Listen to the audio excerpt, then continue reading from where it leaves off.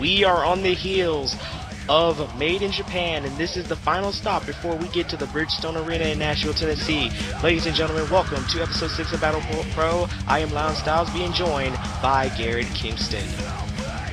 Well, you know what a great show we got here tonight. I mean, like you said, we got 1 week until Made in Japan, and you know that's got to be the hottest CPV in all of COD. I'm looking forward to it more than probably any other show I've had the privilege to be on. But you know what's more important is our main event tonight. We have a match for that third point for the Campeonatos de Prejas. And why don't you tell us a little bit about that? Well, that's right. We have Blackout 2.0 and Skyerra that will go. Both these teams have 2 points going in, but also tonight we will see the world champion Cody Barnett and Johnny Metal in action against King Enterprises. We got Ryan McClain and BB Disco. BB Disco, one of the favorites from TCW Asterix, and we're very proud to be able to have him on our roster here tonight. And I mean, you know, he always tears the house down whatever show he's in. And he's going up against quite a personality in this man, the Misfit, Ryan McClain. That's right, the Misfit Ryan McClain. A little is to know about Ryan McClain, but I'll tell you right now, Ryan McClain used to be in some different leagues here and there, widely known in VCW. He is the RSW champion at the time when RSW was actually starting out. He was one of the first champions. Ryan McClain, though, has not really made that big impact that you think he would have made years ago. But Battle Pro is his playground, as he would say, and it is his chance to roll with the big dogs, if you know what I mean. Well, I mean, you got to think BB Disco, in his own right, is, some would say, a veteran.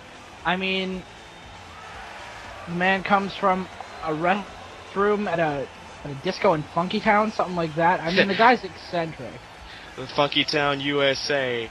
That's right, BB Disco. A very interesting individual. A 2-time TCW Asterix Intercontinental Champion. One of the well-known members of TCW Asterix, and he's going to be facing off against Ryan McClain in this opening matchup. Now, the funny thing about Ryan McClain is that the last time we saw Ryan McClain, it was with his match against Evan O'Shea, in which, quite honestly, was a really good match. Well, you know, Ryan McClain has had the honor, but at the same time the disadvantage of facing veterans like O'Shea and Disco. I mean, it's hard to get over these guys. You know, he comes in with such a disadvantage, but he's getting his name out there. That's right. I mean, but in a way, Garrett, you could be right. He is facing off against guys who are veterans, but then again, if he could put on a good show, he's going to be even more known. Well, you know, sometimes it's not about the fact that you won the match, it's that you put on such a great performance. I mean, that's how people view Shawn Michaels at WrestleMania. He definitely isn't on the winning end of that, but he's always put on a great show, and I think that's what Ryan McClain wants to do. That's right. Oh, nice drop kick there by Ryan McClain. A little taunting. Back to the tie-up here. Both these men could not seem to get the advantage of this tie-up. We know neither men want to give an inch, but you see the charisma on display from BB Disco. The man likes to get down, and wait. Oh, very nice Hooder Karana there, showing off the agility. Oh, big bulldog by BB Disco. You know, this match kind of started in deadlock. Both these men wanted to show up the other one, but BB Disco is not only all flamboyance, but he is definitely getting the advantage over on Ryan McClain. And Ryan McClain just keeps telling BB Disco to bring it. Well, yeah, McClain is trying to fight, like we've said. I mean, I think he fares better against somebody like Disco rather than O'Shea. I mean, you see, he's trying to hold his own with that snap suplex, and you know, he just wants to get that break. He wants to get that win, and in the matches he's being put in, once he gets that win, it's going to be a huge boost for his career. That's right. Now, oh, look at this. McClain leaving the ring. And now, look, McClain, I think, taking a few words to the crowd here. Well, McClain is showing BB Disco that he can be just as charismatic. You know, so few are more charismatic than Disco himself. Like I said, the guy's an eccentric. He's an excellent wrestler in his own right, though. Don't mistake BB Disco for any kind of a goof. That is true. But then again, you got to look at Ryan McClain. There's a reason why Ryan has given himself the nickname The Misfit. Oh, he likes to fancy himself as a rebel. He likes to fancy himself as a guy that basically says screw authority. Well, very true. And I mean, he probably doesn't care much for Disco, the music, or the wrestler himself. And I mean, you can see with the rope choke like that, with the strikes that he was following, that he was starting that off with, that he's gonna leave it all in the ring. Oh, they're right, but looks like Disco left half of Ryan McClain's head with that nasty looking roundhouse, and then Disco with the Hurricanrana. You know, Disco he's building momentum, and I mean, it's a huge bump up for McClain, but it's a huge step down for Disco. Oh, wait, oh my! Oh! That corkscrew tope suicidia. Showing that ability yet again, and another Hurricanrana. Right on the concrete. At the very least, those mats are not thick. No, they're not, and Ryan McClain throwing. Oh! You see Ryan McClain using more of a brawler style than Disco. Disco, obviously the high flyer of the two. So McClain is trying to counteract that by just getting in there with some shots and definitely throwing Disco around if he can help it. Which is funny because Ryan McClain has always been known to go to the air once or twice in his career. Oh, look at this! Oh, nice combination by BB Disco. You know, Disco is wait a second. Oh! Oh, very nice maneuver there by BB Disco. I mean, McClain is definitely getting tossed around a bit in this match, but you see, we were talking about McClain not usually go to the top rope, but you see it with that diving cross body on display from Ryan McClain. Very nice, and oh, big Russian leg sweep there by Ryan McClain. Ryan McClain trying to get back in this match with BB Disco, the ever so resilient veteran. Well, Disco, I mean, from his time, especially in a place like TCW Asterix, he definitely has gained a favorable amount of experience. Like we said, two-time TCW Asterix Intercontinental Champion, a one-time Empire Champion. Ryan McClain does not have such a resume, but he's hoping to build one, and he could start that by defeating a former champion. That's right. He could start that. Oh, nice move there by BB Disco. And Ryan McClain is in big trouble here. BB Disco is just laying in with those nasty kicks. Well, you know, much like facing O'Shea, BB Disco is... Oh my goodness, I say a moonsault. You know, BB Disco is the dominant high flyer in this. I mean, both men have their separate styles. They're multifaceted, but BB Disco is really showing his high-flying ability here tonight, ladies and gentlemen. That's right, BB Disco coming back to the Battle Pro ring. Oh, big senton! Last time he had a match, he was beat by Rex Morby, but now BB Disco is just taking it to Ryan McClain. But as soon as I say that, big bulldog. Well, you know, Ryan McClain is great in his own right. BB Disco wants to make up for that loss to Rex Morby, and I think he could very easily. BB Disco, I mean, we've heard it in the back. He's got a future in this company. People have speculated him to be a future World or Infinite Champion. That's right. I mean, he's taking advantage of the situation here. Now, look at this. Oh, big, nice leg drop there. You know, you never count BB Disco out. No matter how worn down he is, he's always going to go for that top rope maneuver. It just seems to be where he's comfortable. Oh, wait, Garrett, looks like, yeah, Ryan. This could be it. Busted open. He took that DDT, and now, oh, here we go. The final cutter. Oh man, the vinyl cutter by BB Disco. Vinyl cutter, that's it. 1, 2, and that's 3. Well, not a bad showing by Ryan McClain, but I mean, you got to see for what a performance BB Disco put on here tonight. I mean, he really tore the house down, and to end it so flawlessly with that maneuver, the vinyl cutter, BB Disco is cementing himself here in Battle Pro, despite a loss to Rex Morby. He's picking up momentum. That's right, and Ryan McClain adds another loss to his record here. And look at that beauty of a move, the vinyl cutter. I thought he was going to go for the funk dat, but, But BB Disco is your winner here tonight, and this is a way to start off episode 6.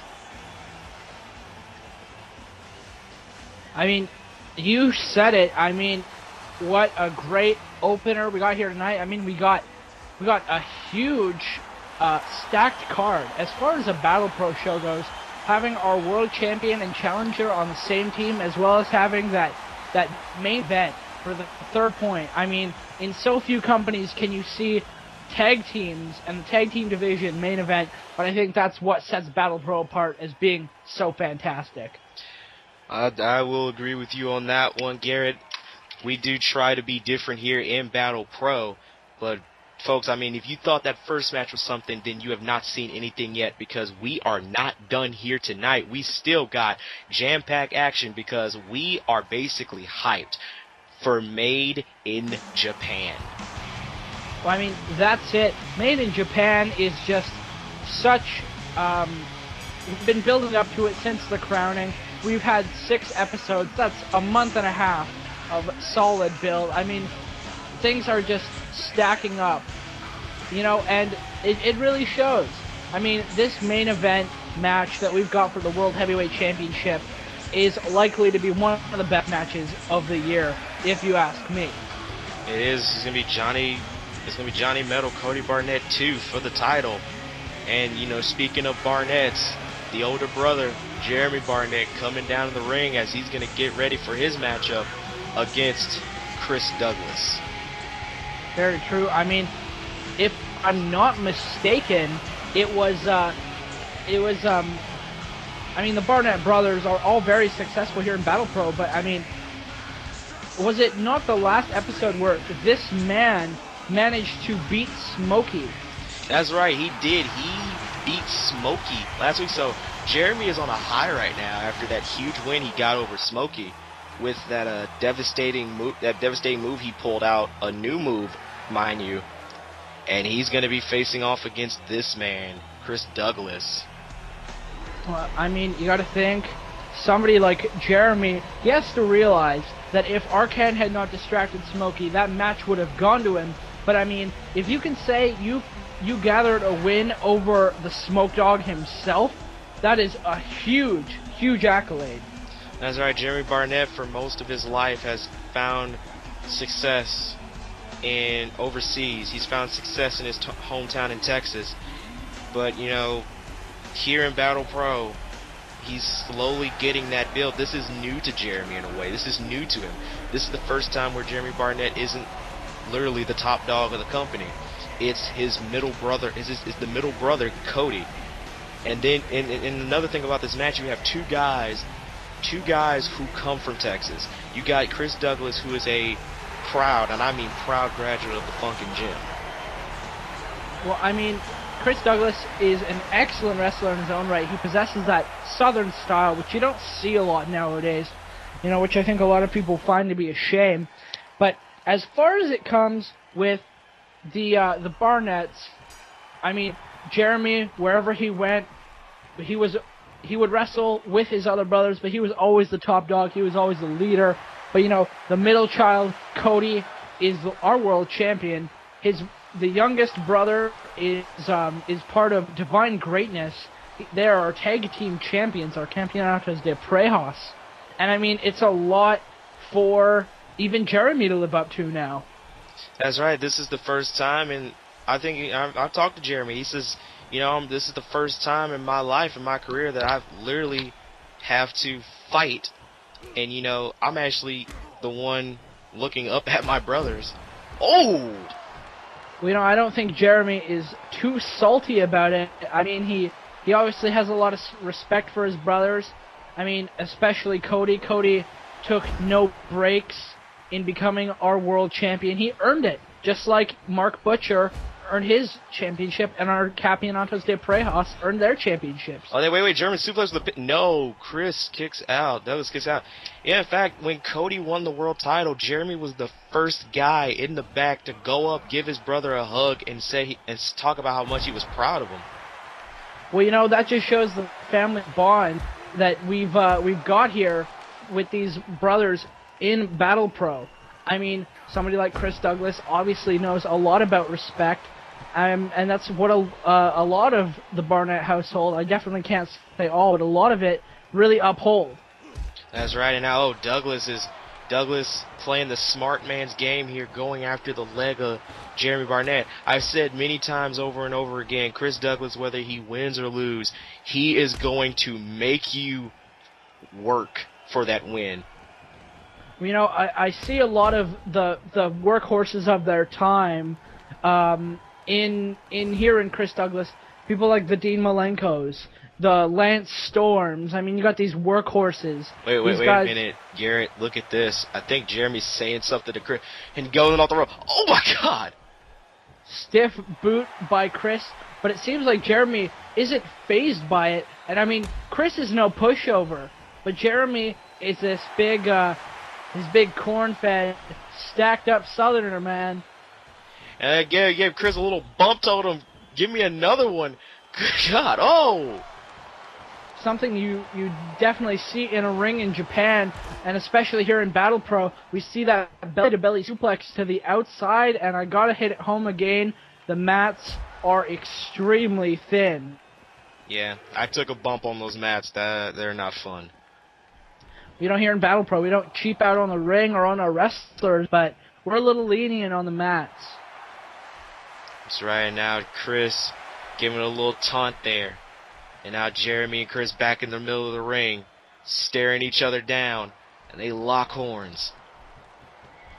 It's both of these men. They're like bison fighting for position. I mean, both these guys are strong in their own right. They're Texans. And I mean, they're going to jockey for position. Both men could easily be a world champion. That's right. Chris could have been a world champion because due to the fact of the crowning in that tournament, Jermey could have been a world champ. Oh, and look at this. Oh, big missile drop kick. You see, Chris Douglas is not afraid to go up high, especially if you're going up against a guy as stacked as Jermey. Yeah, he's not going to stop. Oh! Driving both of those knees into Barnett's chest. As you can see, Garrett, he has those knee pads like put down around his kneecaps. Well, that's one of the things is if you have those knee pads a little lower, it definitely gives the effect of a knee pad. It definitely cushions your calves and whatnot, but those knee strikes are awfully hard. They're a lot harder. It's deceptive. That's right, and Jermey knows very well about that. Now, these two men, and now look at this. I think Chris said something to Jermey now, and now Jermey going off the ropes. Oh, big knee. And now Chris is saying go for it again. But no. Well, Chris is a wily competitor. He's willing to play psychology as well as working on limbs. Those are two of his specialties, I would say, for sure. That's right. Oh, missed missed that elbow drop. And now big German suplex. Chris Douglas actually can end people with... I'll tell you how old school this man is. He ends most of his matches with either a fisherman suplex or the label lock. Well, I mean, it just goes to show how much he appreciates the great technical wrestlers of our time, such as Bryan Danielson and Curt Hennig. I mean, it's obvious tribute to both those men. And he's no slouch. He's trained with some of the best out there. That's right. Oh, man. He's trained with the best, but he still hasn't picked up that big win, that one win he needs. And Jermey, he picked up that one win. And now, wait, what is Jermey doing here? Oh, my God! Well, you know, that's the problem with Chris Douglas is if Kevin Nash were to see this guy, he would have been labeled a vanilla midget. I mean, he could so easily fall into that category. But the thing about that is, you know, a vanilla midget today with a little tweaking, 1 or 2 great matches, and he is a world champion. That is indeed true, and Barnett taking it down to Douglas, but Douglas fighting out of it. Oh! And this time that boot connect, and Barnett is down. Well, you know, you really see Barnett getting taken over here by Douglas, and I mean, Douglas is, you know, really taking it to him. Barnett has a high tolerance for pain, but I mean, Barnett, you can see he's holding that rib cage, and that's the kind of thing that Douglas loves to exploit. That's right, he loves to exploit an injury. It's like blood in the water to him. He sees an injury, he keeps exploiting it until he wins the match. Those 2 big elbow shots and a big belly-to-belly suplex by Jermey Barnett. Now JB got with big boot. You know, I noticed a common theme about this match. Both these men are stiff. Both these men are working their strikes because both of them are strikers in their own right, and they want to prove something to the other one. I told you, like, this matchup here, you got 2 Texans that just want to beat the hell out of each other and prove that they can do it. Now look at Jermey. Jermey with some amateur wrestling move here. I guess Jermey wants to prove that he's also the technical one as well. He can work he can work the ground game. You know, I don't think Jermey will ever be the high flyer of the Barnett family, but he could most certainly be the most technical and the best brawler. That's right. Now look at this. Look at this chain wrestling here by Douglas and Barnett. That's new. And now, big clothesline. Well, you know, Douglas works a lot better with the chain wrestling style than Barnett does, but obviously Barnett's one of those guys, he'll try anything twice. He knows that he can chain wrestle, but clearly not as well as Douglas. Oh, and a big drop kick right into the chest of Barnett. Douglas, again, full control of this match here. Well, I mean, whichever man wins this will definitely be in the running for the championship sometime soon at one of our more upcoming CPV events, maybe even on Battle Pro. I mean, we're obviously not averted to doing world title matches on air. I mean, yeah, the 3rd episode we had Cody Barnett versus Metal for the world title, and now, Stan Hansen would be pleased with that lariat. And now, here it is. Here we go. Jesus, the J-bomb. He calls that the J-bomb. That power bomb transition into that deadly. Wait, no, he's not done. Wait, look at this. Shades of Dean Malenko. The cloverleaf. The Texas cloverleaf. Oh. You know, I almost think it's somewhat of an insult on Barnett's part. He used a Texas cloverleaf to tap out our submissionist in Chris Douglas. Yeah, you got to think that was a little jab at Douglas, basically saying, "Hey, you can do submission, so can I."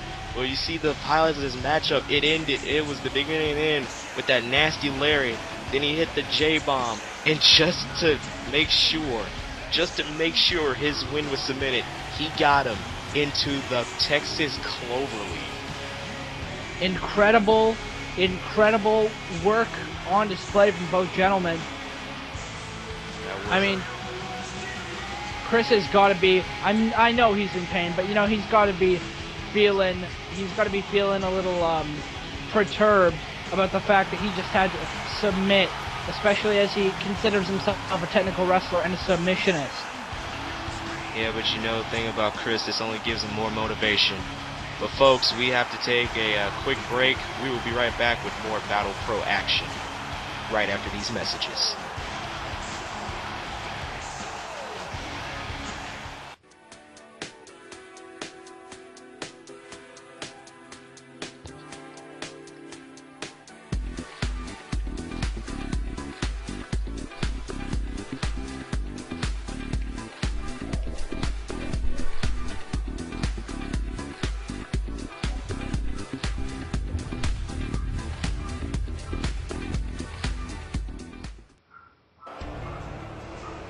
Ladies and gentlemen, welcome back to episode 6 of Battle Pro, and we are going to get started with the Infinite Championship matchup.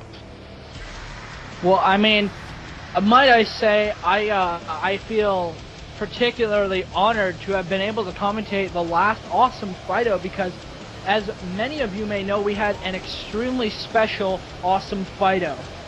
That's right, for the first time ever in Mark Butcher's little mind that he made called the Butcher's Choice matchup, you actually knew who he was going to face off way before the match even started. And that was indeed Gorilla Black.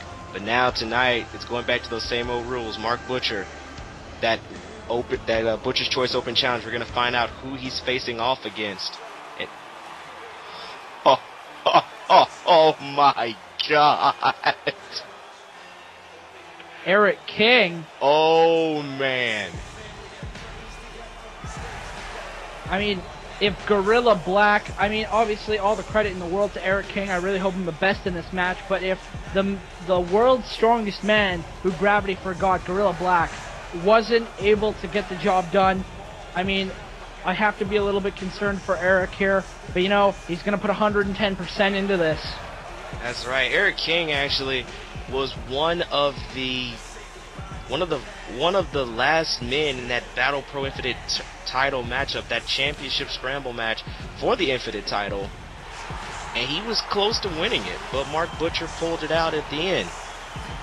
Well, exactly. I'm sure Eric King, in his own right, is a little salty that he wasn't able to get the W with that one, and I think he's hoping to correct that tonight. But, you know, something I gotta mention is the rules of this match.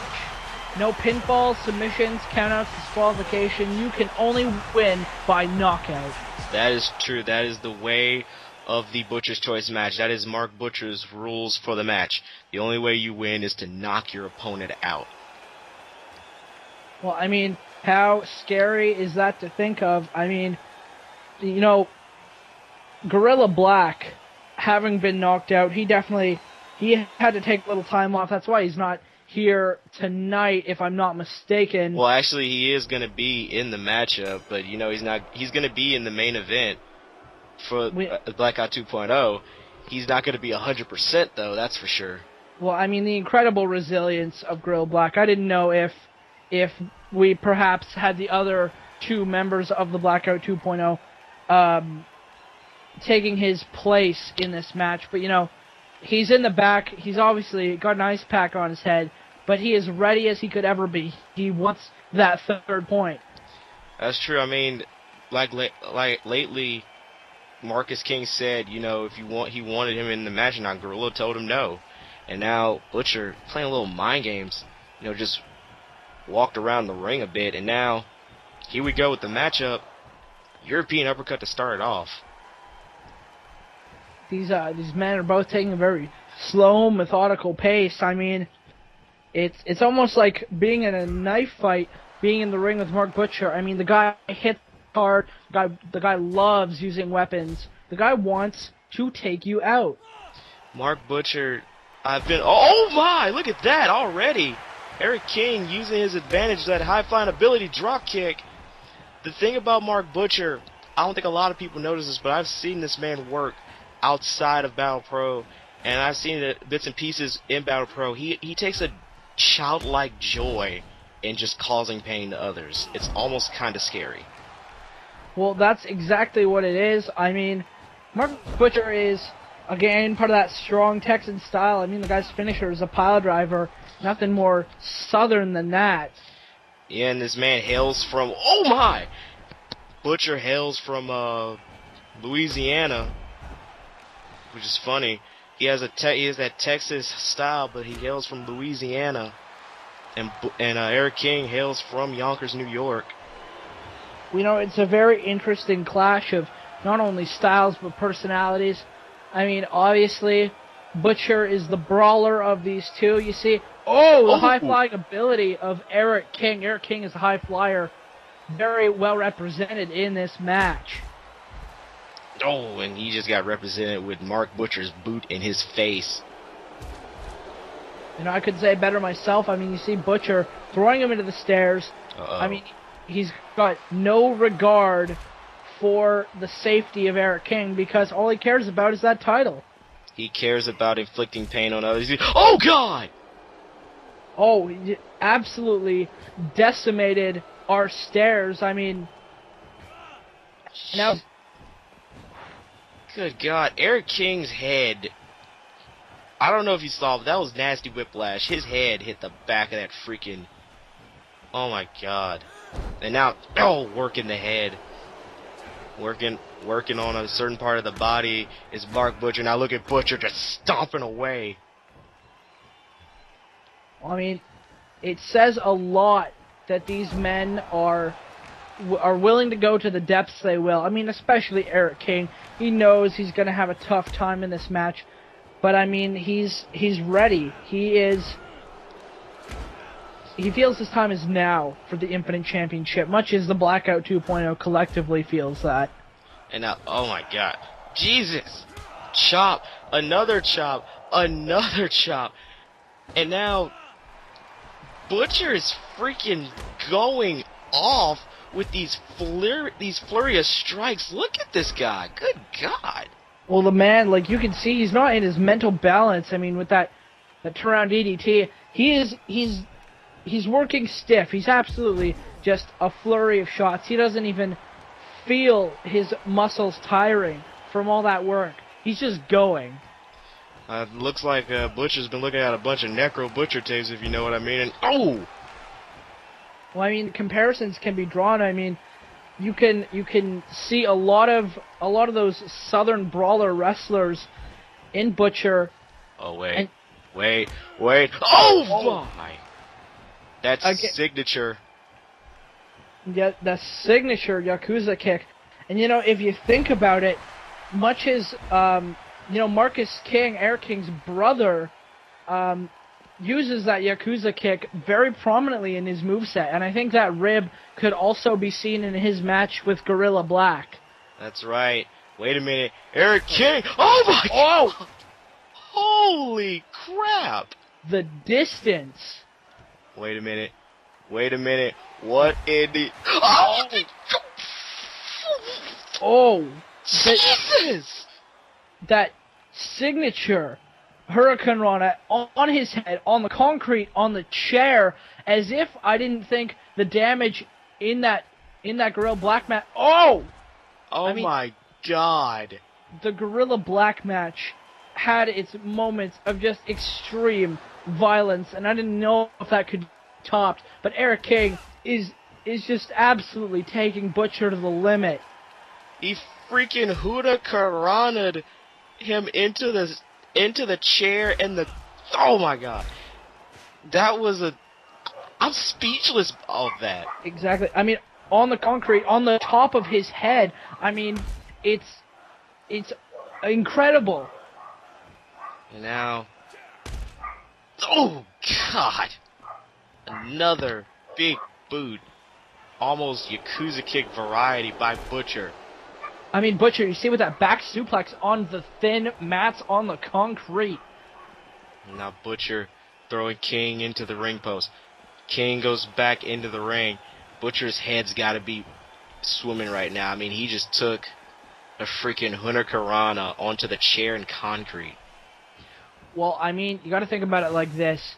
Now more than ever in professional sports, we see a lot of a risk of concussions and talk about concussions, and Mark Butcher is a ticking time bomb waiting to go off. I mean, he's accumulated brain damage from it, but as far as he cares, as far as he is under contract, he wants these Butcher's Choice matches. He wants to be Infinite Champion more than anything. I think he holds his championship above the World Championship.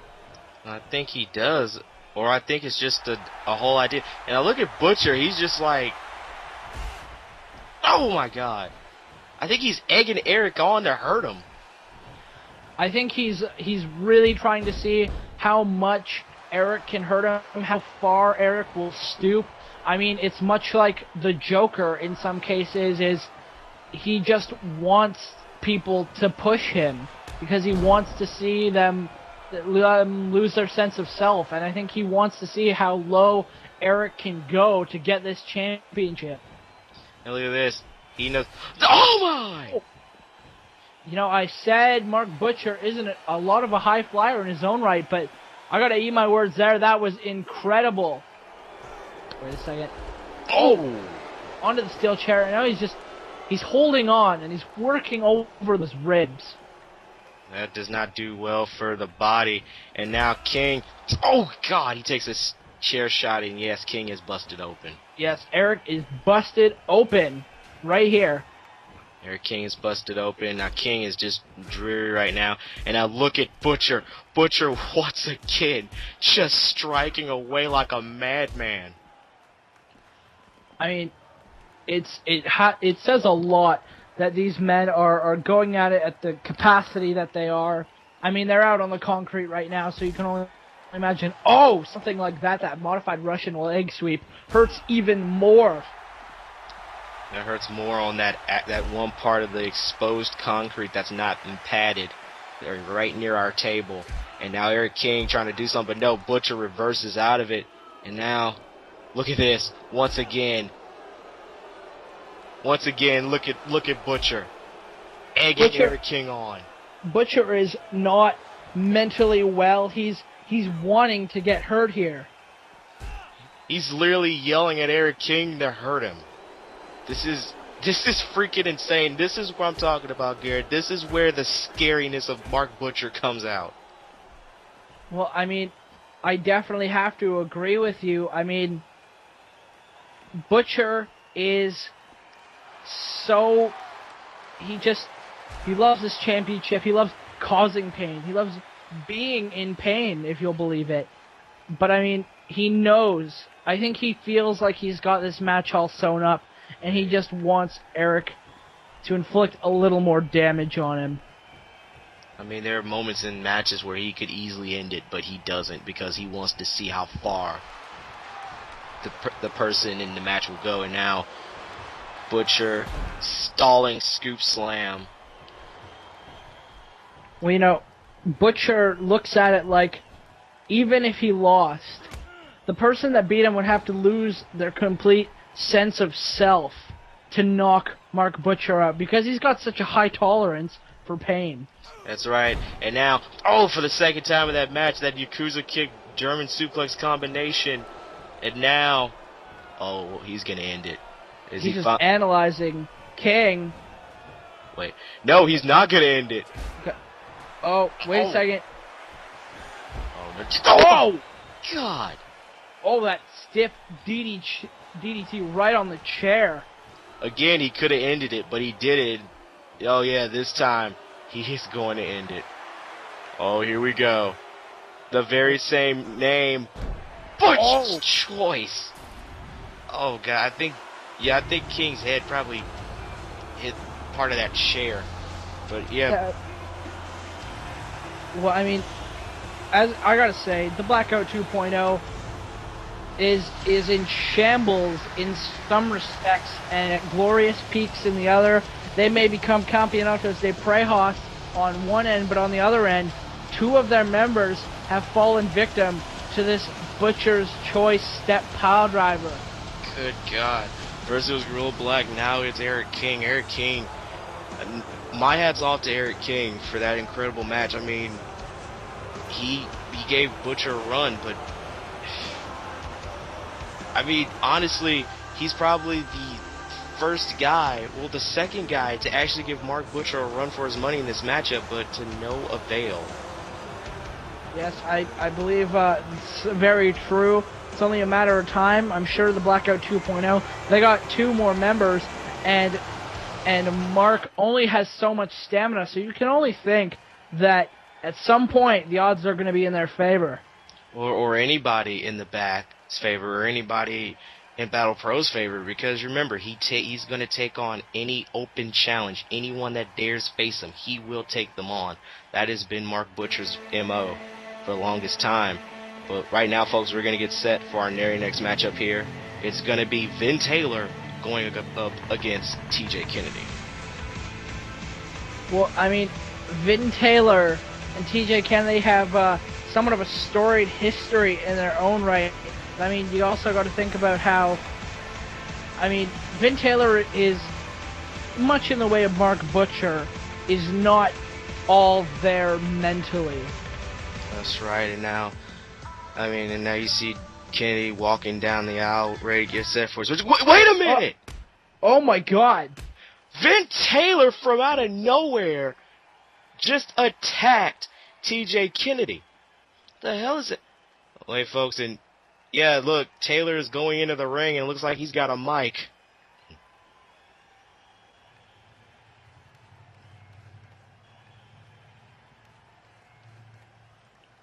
Wow.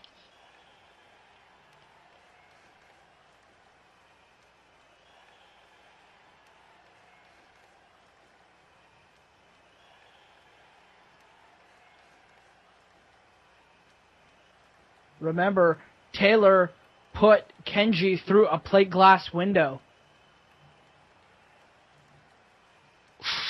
Wow.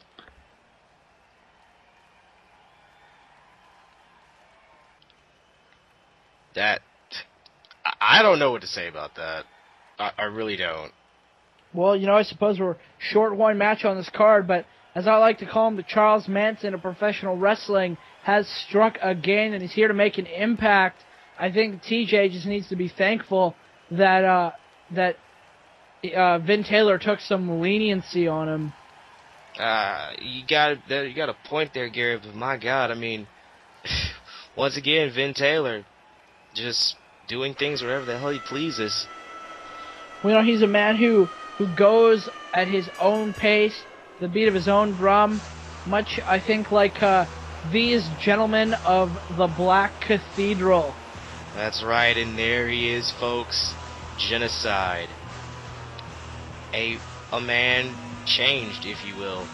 The formerly known as Vato Loco, formerly part of a tag team with longtime friend, almost you can consider a brother, and Guillermo. Now, he's basically Rex Morbai's brainwashed follower.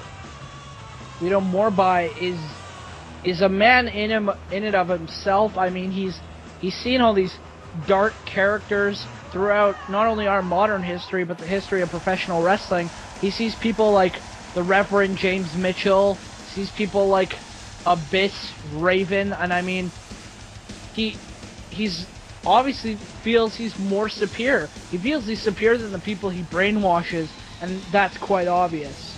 I mean, he easily took Genocide's doubt on Guillermo, and he twisted it and turned it into something completely different. And he turned it into that man that you see right now, the man in that ring right now. And Guillermo, I mean, I don't even know what to think about Guillermo at this point. I mean, he's trying to get through Genocide. He wants to get through him, but he knows that he has to get through the Black Cathedral in order to do so. Well, very true. I mean, he just, I think more than anything, he'd really appreciate to just have his friend not be under this grip of Rex Morbai. I think he wants the man that he used to be in a tag team with. Yeah, I know, the same man that they, ran shotgun through Mexico. And now, here we go, this matchup is going to be Genocide versus Silverwolf. Silverwolf, the UK native. Silverwolf, easily one of the most interesting members of our roster. I mean, he takes after such incredible British wrestlers as William Regal and Dave Taylor. I mean, there's so many catch-as-catch-can, Carney-type wrestlers from there, none of which I believe really went under a mask. Well, Silverwolf, he told me before then, he says after I had like a month learning and training from a man such as Johnny Saint, he said he wanted to be different. He wanted to do something completely different, and then he came up with the idea of wearing a mask. That was the very name I was trying to think of. I mean, you think of incredible British wrestlers. The two that come to mind are Johnny Saint and William Regal. Both men did incredible things in their field, and I think not only William Regal, but Silverwolf is a pedigree. He's kind of destined to be one of the great British wrestlers, especially here in America. That's right. He's already doing pretty good in this matchup here with Genocide. You see these chain wrestling moves, and big kick, and a drop toe hold again, and you see Gabriel once again getting on top of that. Now look at this. Oh!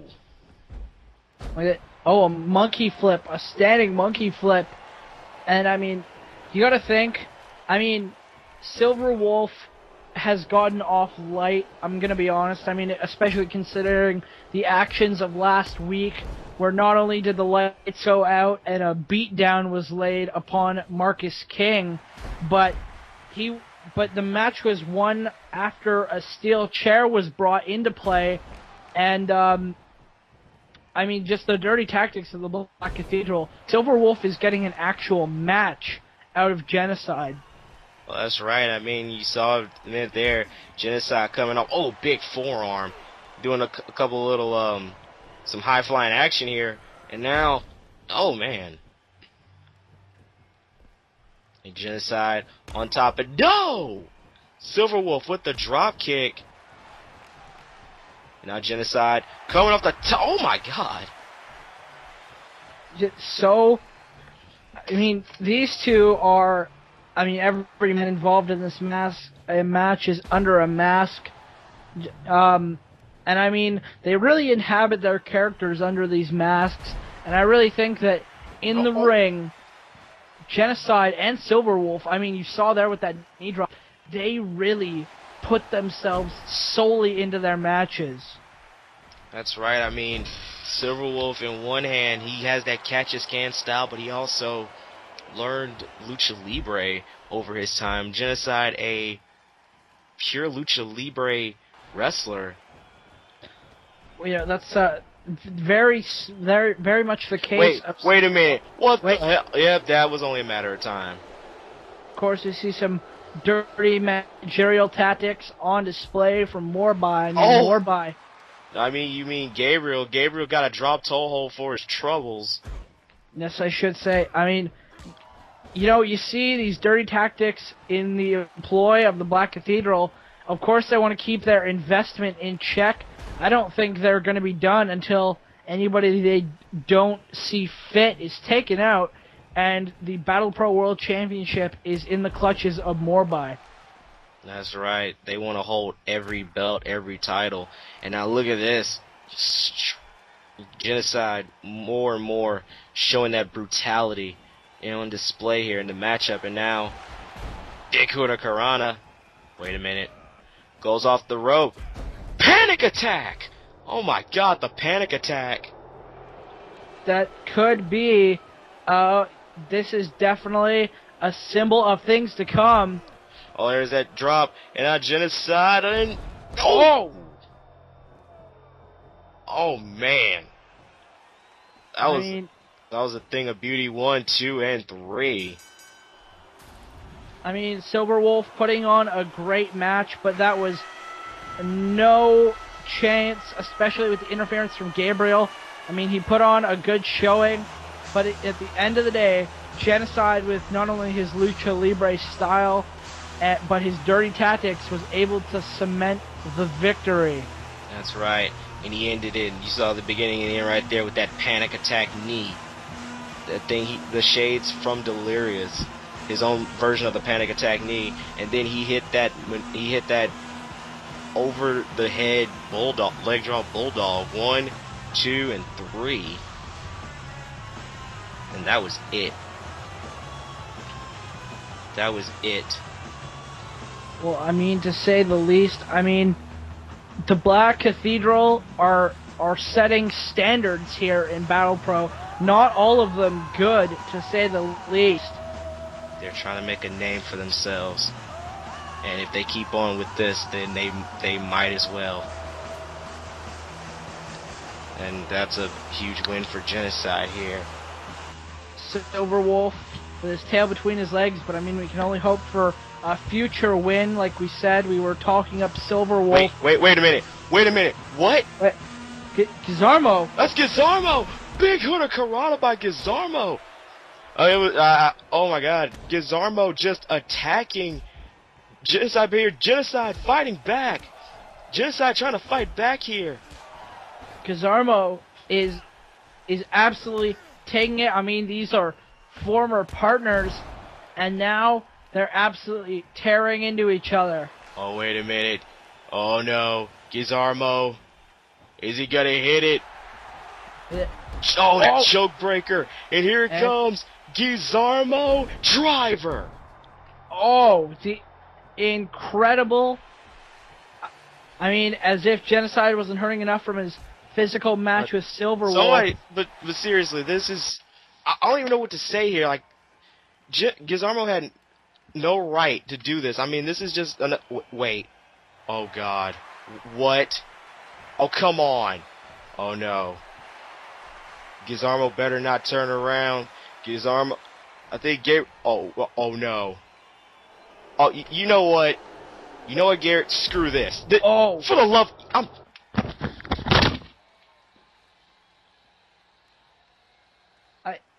I have had enough of this bullshit.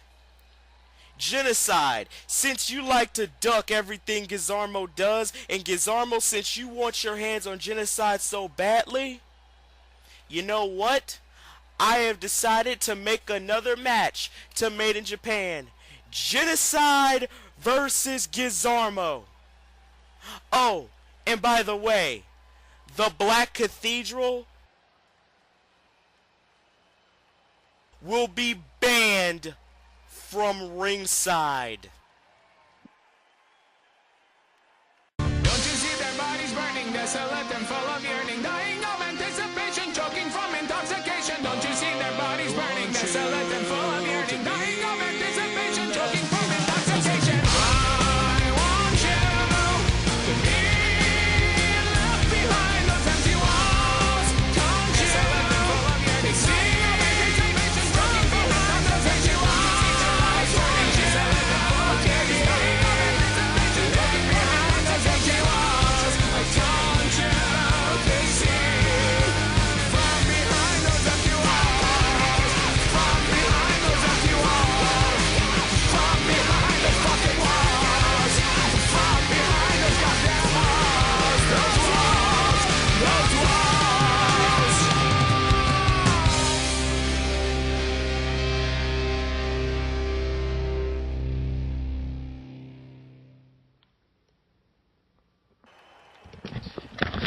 Alright, welcome back, folks, after that commercial. I don't know about you, Garrett, but I was sick and tired of seeing that. Well, you know, for sure, and I think that match was extremely necessary, especially with that stipulation added, and I mean, it's going to add a lot to our Made in Japan card. But, you know, here's a match coming up. We got the champion, the challenger, and a huge name in our tag team division, all clashing heads. That's right, and there he is, folks, Cody Barnett, sporting a new t-shirt and a new hairstyle. Yeah, I thought I had seen something much different in the back having to do with Cody. And I mean, he's definitely taking himself seriously as a champion. I mean, we got a lot of Battle Pro here merch, to say the least. I mean, you've seen the Gizarmo shirt I'm wearing here at commentary. But I mean, Cody, you see, he feels like the bit of red, the sweep he had in his hair, wasn't feeling championship worthy. That's right, he decided to go a little bit more serious than usual. though, he still wants to keep the beard. I mean, it's obviously his preference, and I mean, I think it definitely adds a lot of meanness and manliness to his exterior. Something that this man, Johnny Metal, has seemed to have invested in too, with the likes of this incredible chopper that he brings to ringside every week. Actually, Johnny Metal was a part of a motorcycle gang that they like to call themselves Detroit Metal City. Him and his group of friends and his brother, who is actually the leader of that little motorcycle gang, support Johnny Metal, and they built him that custom chopper, and in their honor, he comes out with that chopper every night. And also, Garrett, this is a very interesting matchup. You have the champion and the challenger in tag team competition against a tag team by the name of King Enterprises. Very true. I mean, King Enterprises, in their own right, are one of our more talented tag teams. And I mean, in response to that, Johnny Metal being in a gang in Detroit, I mean, that's part of one of the reasons we kind of hinder ourselves from taking our show there. Not that we won't, but I mean, Johnny Metal definitely has a lot of influence down there. That's right. The roof will blow off, and here we go, folks. There they are. The Tennessee and Georgia native, Brian King Taylor and Brent Haskins, collectively known as King Enterprises. Now, these two men have, tag team wise, they have been running rampant through the South. The last time you saw King Enterprises was actually in the Crowning, which, funny enough, was probably the first and last match Brent Haskins ever won. Very true. I mean, Brent Haskins is the teen dream. He's only about 17 years old. He's a young gun, and for all the training he's gotten and for all the tutelage he's been able to get, he's still got this ego. And because of this ego, he's got a losing streak. And I think that's what Brian King Taylor is trying to bring out. I think he's trying to bring out some of the Southern style and some of the good in Haskins. But these two just have chips on their shoulders. I mean, this is Brian King Taylor says, if you got it, flaunt it, show it off by all means. But we're gonna get started with this matchup. It's gonna be the BKT versus Cody Barnett.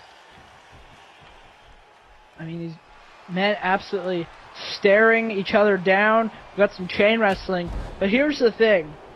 More important than... There's a lot more going on in this match than just what's going on in the ring. I mean, you got to think about the relationship between our champion and our challenger. Can they work well as a team? And, in most cases, it's a no. It's a no, but the thing is, usually the guy going into the match, they have disdain for each other. But, I mean, I've seen both these men inside, outside the ring. It's a friendly little rivalry between these two. They have no utter disdain for one another. They can't get along.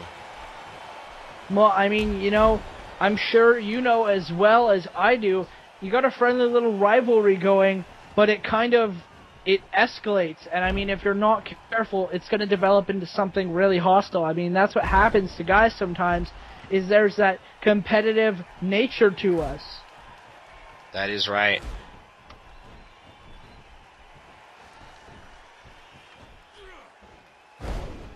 Oh, and you see a flapjack from Cody Barnett. And as I've been talking about, is these two working as a tag team.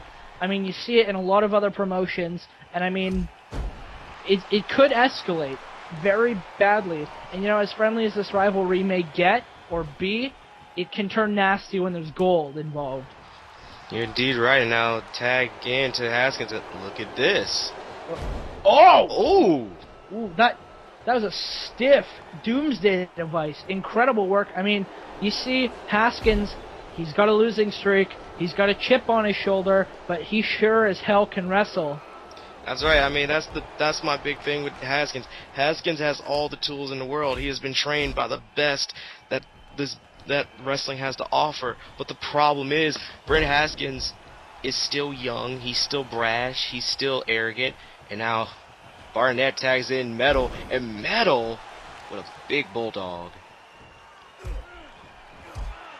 And now Haskins trying to fight off Metal here. I mean, you see, I mean, King Enterprises, obviously, they work better as a tag team in that they know how to do double teams. But you see right here, Champion and Challenger, double flapjack, they know how to do double teams in just such a way. That's right. I mean, Cody Barnett, little known fact for people that don't know, Cody Barnett, you know, before Battle Pro and everything, he has worked majority of his career as a tag team partner. He worked with his brother Jermey back in Texas, where they were collectively known as the First Family. Well, I mean, that's the thing with the Barnetts is, as much single success as a Barnett will have, they're always going to have that tag team back. And I mean, you can see that with our current Campeonatos de Prejas, Divine Greatness. Haskins, I think, gave Barnett a cheap pop to the face, and now Haskins egging the crowd on, saying, "You want some, come get some." You know, you do something like that to a world champion, for one, you're going to get your teeth kicked down your throat, and for two, you're really not showing much respect to us here at Battle Pro if you're making cheap shots at our champion. And well, that's the thing, Haskins, I mean, no pun intended to his theme song, but he just doesn't care. And now look at this, chain wrestling here by both these men. I mean, Brent Haskins has the ability to hang with some of the big names here in Battle Pro, some of the best guys here. It's just that his attitude has something else. Wait a minute, look at this, armbar. Well, I mean, that's the thing is, Haskins' age is a huge deterrent, but it's also his greatest strength. I mean, he's a great wrestler for how young he is. I mean, this guy's got at least another 20 years of career before him. I mean, this guy's going to be a champion, but it's all about him. Right now, his greatest struggle is himself and his ego. That's right. Now, oh, double foot stomp to the back of Cody Barnett and Brian King Taylor. Going back in this match, it looks like Cody's in trouble here. I mean, you see the mat wrestling from Brian King Taylor. I mean, King is obviously the older of the two. He kind of wants to help Haskins as because I mean, no matter what, whoever you tag with, no matter if it's I mean, I've tagged with David Arrow, and I mean, people always give him flack, but if you're tagging with somebody, you always want them to excel just as much as you are. That's indeed true. And I just have to say, you've learned well, young grasshopper. And now Cody, looks like Cody was going to go for the tag on Johnny Metal, but I think he just said, nah, and dropped him with a bulldog. But now, look at Haskins. Haskins was fighting back, but now Cody back into the match here. Throws him into the ropes. And, another elbow there. And now, finally tags in Metal. And now look at this, another double team maneuver. Oh, incredible sidewalk slam and reverse DDT. I mean, these guys are really in sync, maybe as much as King Enterprises in their own right. Which, you know, that's kind of a shocking. STO, and now BKT trying to pick up the pace of this matchup here. Just think this would be a huge win for King Enterprises if they could actually pull off the win of Metal and Barnett. Oh, an absolute huge win. I mean, it propels them not only further in tag team rankings, but even the World Heavyweight Championship rankings. And, you know, they're working great as a team, our champion and challenger. I mean, I thought between Barnett and Metal, we were going to see a lot of unintentional tags, throwing the other off by surprise. But these two are playing with a clean slate, and it's working out famously. That's right. I don't think anybody's egos is in the way of this matchup here. And now Haskins with a nice Russian leg sweep.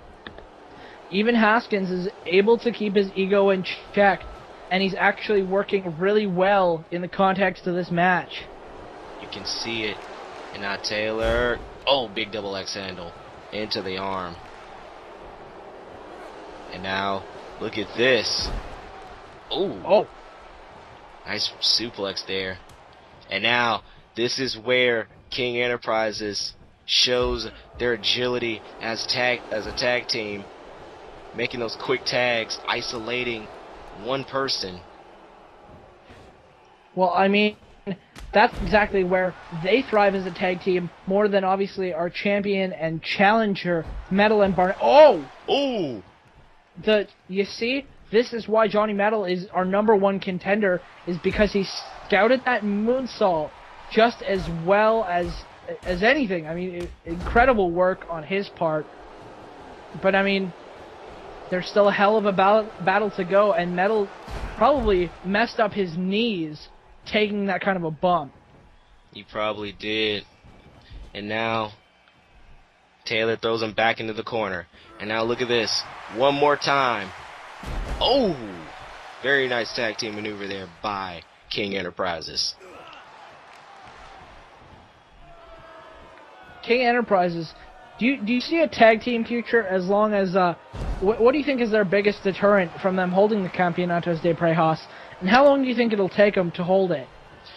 I think their biggest deterrent is the fact of their egos. I mean, if they can keep their ego in check, like right now, if they can keep their ego in check in this matchup, wait a minute, we got pinfall here, 1, 2, no, only 1, holy crap. You see the resilience on display. Oh, inverted power slam. But yeah, the biggest thing with King Enterprises that they need to do, they need to keep their egos in check. They need to have their mind clear, Brent Haskins in particular, because you know, sometimes what I've seen in some of their matches is that Brent Haskins is sometimes the deciding factor of the match because, his ego gets in the way. He starts playing around too much. You know, some I'd like to comment on. I really think that after Made in Japan is said and done, I mean, Johnny Metal and Cody Barnett seem like they work well as a tag team. Can you imagine if they compiled all 3 points as the Campeonatos de Parejas? That would be a major blow to Cody Barnett. Not be a major blow to Brian Barnett, if you ask me, because he has tremendous gripes with his brothers. And now, big clothesline. And now, wait a minute, he's gonna go for the tag. And now Cody, no! Oh, Taylor had him all too well scouted. And I mean, you gotta think, in Battle Pro, we don't really go easy on the Barnetts here. I mean, we've got the potential World Championship match between Jermey and Cody. I mean, it's in the making. You know Jeremy's giving all he's got in his matches, as well as Cody. I mean, you could see future Campeonatos de Parejas and Metal and Barnett. I mean, you never know what's gonna happen here in the Danger Zone. You do not. I mean, and I thought after that Brian was gonna have something, but Cody, I think, scouted Brian just as well, and now he is taking him with those shoulder shots. And now, nice move there. And now, breaking the eyes right there. Here we go, up top. What is Cody gonna do? Cody, big frog splash. Big frog splash. And now Cody, I think, thinking what to do next, but no, Brian with the reversal. And now Taylor. Brian Taylor. But no, reversal. Big back suplex. I mean, you gotta think, Brian Taylor has to realize that he's in the ring with a world champion, the world champion, and he's like, I mean, not only should he keep his ego in check in a normal match, when you're facing the world champion, you need to be on your absolute A game. You can't be pussyfooting around. That's right, and I think Brent Haskins asked to get into this matchup, and now taunting to Johnny Metal. And a punch. But I don't think that affected... Oh, God. I think Metal just looked at Haskins like, are you kidding me? And he just took a big clothesline for his effort. Now he's just taking punches to the head. You know, despite, obviously, we can't be in favor of one or the other with this World Championship match. I mean, both men are talented. But who do you think really possesses the advantage going into Made in Japan? Well, I mean, in some aspects, you could say the champion will always have the champion's advantage. But I could see this very even between both metal and now look at this. Oh boy, this is not going to end well. Here it comes. The Fallen! Good God. The Fallen Championship Edition 1, 2, and 3. Good God. Oh, I am stunned by the brutality of that maneuver, but how incredibly easily he was able to pull it off. I mean, an incredible match. Oh, I mean, you see the powerbomb sentence from Haskins and Taylor, and I mean, they gave it their all, but they came up short, and you know, that's the sad truth. They did, and now, oh God, here we go again with the replay of the Fallen 2. Oh my God. You know, I'm amazed every time I look at it. Jesus Christ. I mean, I think that was payback for that cheap shot. Well, for sure. I mean, Brent Haskins definitely learned a lesson here tonight. The lesson is, do not fuck with the champ. And both these men celebrating in the ring right now. It's funny to tell. You see both these men celebrating like they're best buds. But just think, at Made in Japan, these two are gonna be. It's gonna be champion and challenger. Well, I mean, like you said, it's a friendly rivalry, but it could get nasty. Wait a minute. Smokey and Arcan.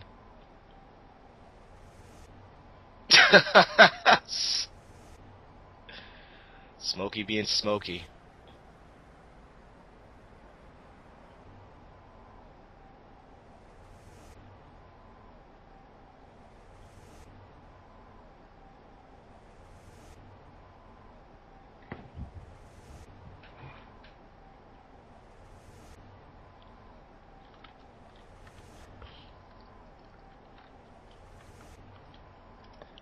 Oh, Smokey says he's got a lucky win. Smokey laying down the justice to Arcan. Smokey putting our sensors to work as always. And Arcan coming back.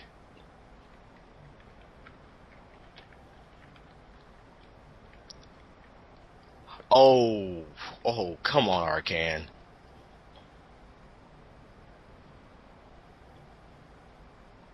Oh, whoa, okay.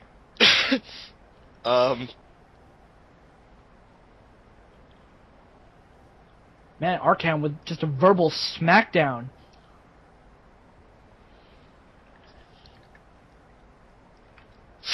Ooh, come on. Jesus Christ.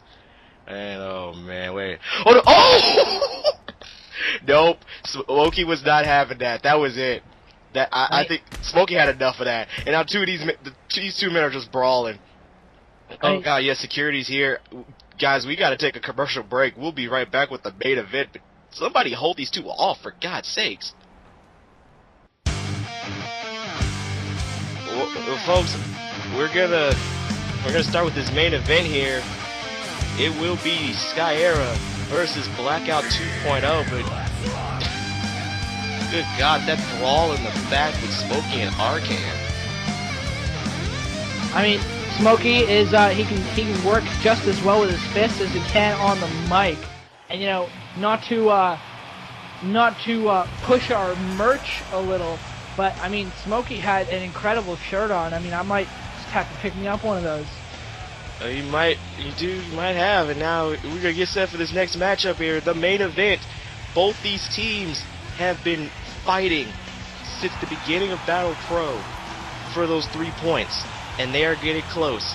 It is Chris Swear and Trent Sky, the team collectively known as Skyerra, with their 2 points, going up against Little Jazz and Gorilla Black of Blackout 2.0 with their 2 points.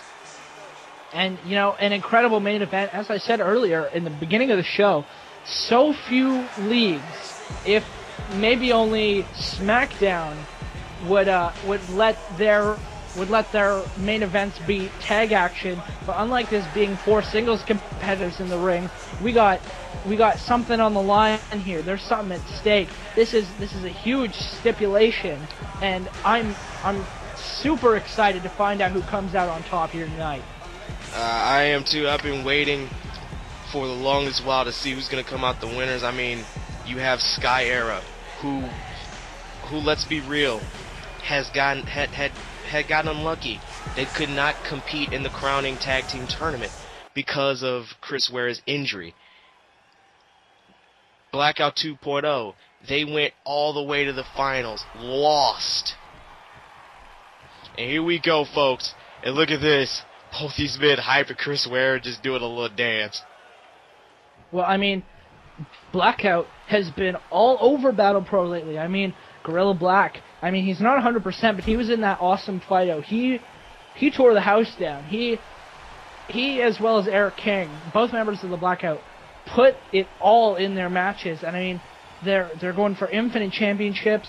They're going for Tag Team Championships. I mean, sooner or later, we're going to see a member of the Blackout 2.0 be our Battle Pro World Champion. You might just see it, and the question is, who's it going to be?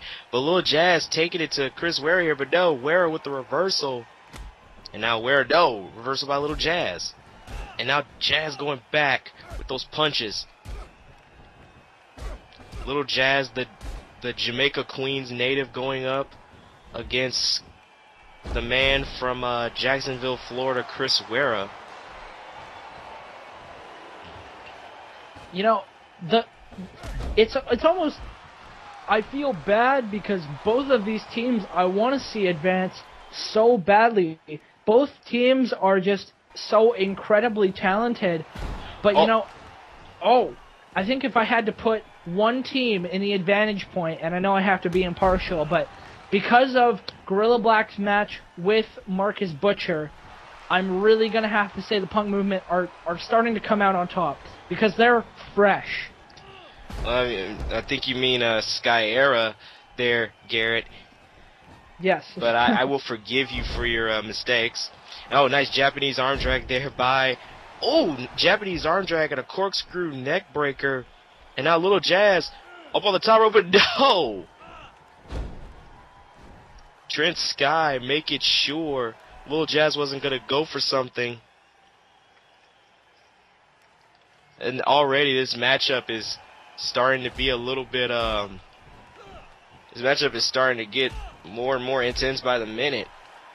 Well, I mean, you see those fast strikes on display, but man, oh my God! Jesus Christ! Oh, these men are so well scouted, and I mean, the technical effort on display, call them high flyers, call them what you want, but those men just had a technical back and forth. Yes, they did, and now Jazz went for something where it dodged it, and now Jazz, he tags in the big man, Big Gorilla Black. Oh, it's like a freight train.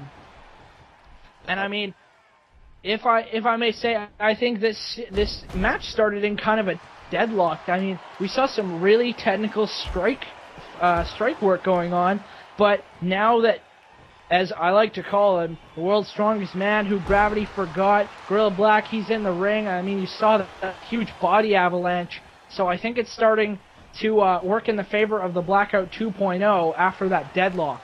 Well, as soon as you say that, Trent Sky grabs onto Gorilla Black. And now the tag in to Trent Sky. And now look at Sky. Ooh! Nice move there. And Trent Sky using his, Trent Sky using his speed to his advantage. Going all over the place. Oh! He's trying to go for something there, but that did not affect Gorilla Black the way he thought it would.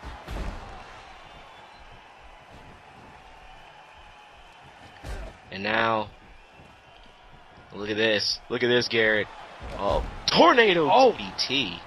And I mean, you got to think that's right on the head of Mark Butcher. And Mark Butcher, he went through tables, he hit concrete, he hit stairs, he hit chairs, he hit the poles. I mean, yes, he did mess up Mark Butcher in that match.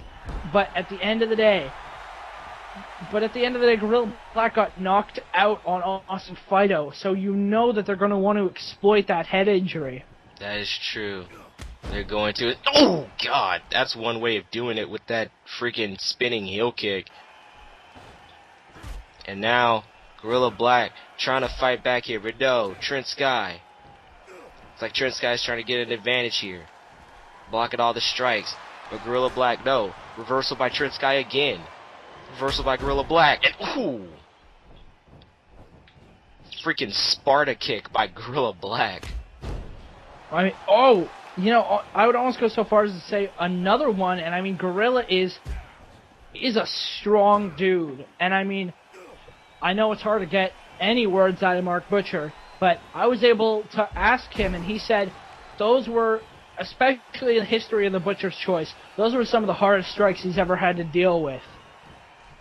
That's true, and Mark Butcher is the last guy that will ever talk or admit to anything like that. Oh! Or he probably said it with a happy smile on his face. And a big bulldog by Skyerra. But now Gorilla Black trying to fight back, and he does. That knee trembler. And I mean, that's the funny thing about... Oh, God! That just stiff judgment slam. Well, you know, it's a funny fact about Mark Butcher is he's actually happiest after the Butcher's Choice matches. I mean, he's just at ease because he was able to hurt somebody that day.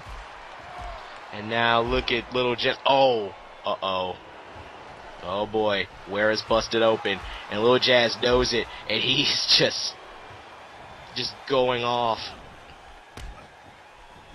And now, oh, big bicycle kick by Little Jazz. Little Jazz is in full control here. The Blackout 2.0 indeed in full control. Now Little Jazz. Oh, look at this 450. 450 splash, and now Jazz with the cover. One. Oh, wow. Oh, broken up after a 1 count. And you see Chris Wera is he's busted open. Yeah, that. Oh, and look at this. Oh, God. Little Jazz is just going right after that cut. Punching right at the cut there. And now, oh.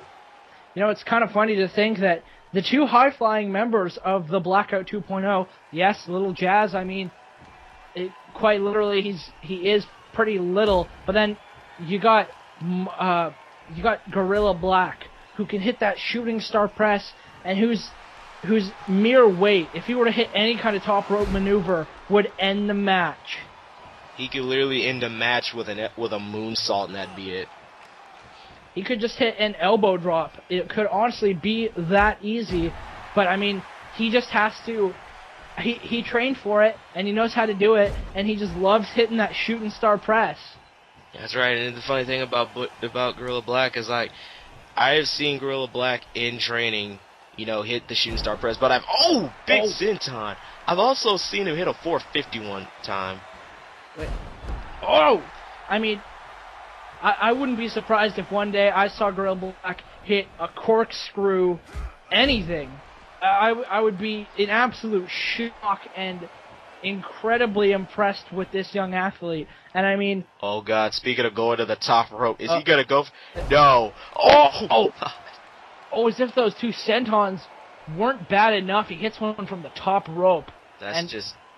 Chris Wera, I mean, he could have broken ribs after something like that. That was just not right. And Wera getting back up as best he can. And Jazz tried to go for something, but no, Enziguri. Enziguri by Chris Wera. And Wera trying to get back into this matchup here. Can he? And it looks like he's... No, he's not going for the tag. Kind of surprising, I would definitely say. I mean, you know, Trent Sky needs to get in this match. Knee shot, and look at this. Oh, lion salt. Lion salt by Wera, and now Wera throws him in the corner. He tags it in, and here we go. Look at this. Oh, man. Samoa drop top rope neck breaker combination. Look at that! Good God! The tag work on display, I mean, definitely works in favor. I mean, the Blackout 2.0 are a great tag team. They work well together. But if you're talking double team and oh! I mean, if you're talking double team maneuvers, it goes to Skyerra far and away. It does. I mean, these men like live together. They know each other so well that it's amazing how well they can just work with each other. And little Jazz with another suplex on Trent Sky. But Chris Ware got that much needed break that he needed. Dodged that move, and another big enziguri by Trent Sky. Well, I mean, you can draw so many comparisons outside of this wrestling of the Danger Zone. I mean, I almost see Skyerra as a variant of the Motor City Machine Guns, and I'm pretty sure in Japan they have worked together, and I mean, it's just that similar style. I mean, the Blackout 2.0 as the faction aren't all about tag team maneuvers. They're not all about double teams, but they still work together great. That's right. Oh! He gives Gorilla Black an enziguri for his troubles. And now Trent Sky throws him into the ropes. Leapfrog. Oh! Big Hurricanrana. I mean, it's impressive to think that despite the huge differences in height and weight, every man in this match is a high flyer. Wait a second. Oh no! Here it is. Here it is. We're going. The Black Cross. Good God. Oh man, that is Black Cross. That's it. We have some. No! Holy crap! I thought the Blackout 2.0 had secured their third point. That is... Wow. Oh my God. And now look at this. Gorilla Black saying, no, screw this. He's going for another one. He's going for it again. Wait, no, he's not. Big Uranagi Slam. Love that Uranagi Slam. He does it better than most people I've ever seen. Oh, stiff knee right to the face. Oh my God. And now Gorilla Black.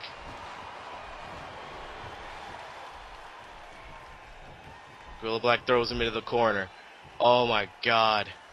I thought Blackout 2.0 was gonna have the win there, but the resilience of Trent Sky to kick out of the Black Cross, that was amazing. And right now you can almost see it in this match. Oh, Sambo suplex. You can literally see both these men are just fighting on fumes right now. We go for cover one. No, only one. Good Lord. Wait a minute, Wera getting into this. Oh, big forearm. Big forearm. And now, oh, Hurricanrana. We get this tag in. Chris Wera back in. Oh, judo takedown. I mean, there is a small bit of judo background for Chris Wera, but I mean, it's kind of something you pick up in training, especially when you go to Japan. You see a lot of those guys work a martial arts style, but more importantly, we see Little Jazz. He's got the advantage. Oh, look at the celebratory dance he's doing. Oh, oh no! My God! Firebreaker! Oh, that was. What? Oh my! What? What? Where is Chris Wera getting this from? Good God! How is he still standing? He landed on the back of his neck. Like I said, both these men just have so much to fight for. They're literally running on fumes right now, but they both want that third point so bad they could taste it. I mean, this third point is the most important thing in the world to them. They're in the main event of the last show before our pay-per-view. And I mean, to be the first team to win all 3 points in the history of Battle Pro, it's just so important to their careers, and they can just taste the gold. And now look at Evan. I mean, look at Trent Sky here. Trent Sky. No. Oh! One shot. Oh, and a big clothesline. And now, no! Little Jazz had that scouted. He had that scouted. Now, oh no! You try one more time. That big move there. Look at this. Big full Nelson side slam. And now, Sky backcracker. Oh, I mean, you see, these men absolutely put it on the line, and you see Trent Sky is like, I mean, he's taking it to Jazz. And you see he's setting up for something. Oh, wait, he's going to set up for... Wait, look at this. Safe. Oh! Oh, that's got to be it. The third point. One, two. No! That's it. It looked as though it was broken up, but the referee counted 3. The first team in the history of Battle Pro to get all 3 points, Skyerra, they're on their way to Made in Japan. Oh my God, that was an amazing matchup. I mean, there were moments I thought Blackout 2.0 would have it, but I mean, good God. That vertebraker, I mean, some of the most... I give it all to these men. I mean, both of these teams deserve to hold those tag team championships.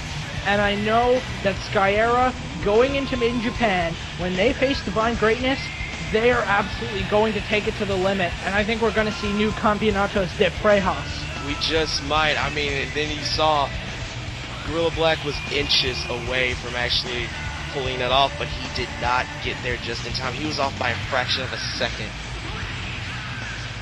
And Skyerra, ladies and gentlemen, Skyerra, they have picked up 3 points. They will go to Made in Japan to face the Campeonatos de Prejas, known as Divine Greatness. And right now, these two men are celebrating. They are just celebrating right now. They deserve it. I mean, more than anything, I mean, I'm just flabbergasted by the quality of this match. I mean, this is probably the best match I've seen on Battle Pro. That's right, and they're back in the ring now, celebrate. Wait a minute! Wait a minute! Hey, come on. Oh, come on, really? Brian Barnett and Alex Divine. We had a great scene here. We had some incredible, I mean, these two persevered. They bled in this ring. They earned their points.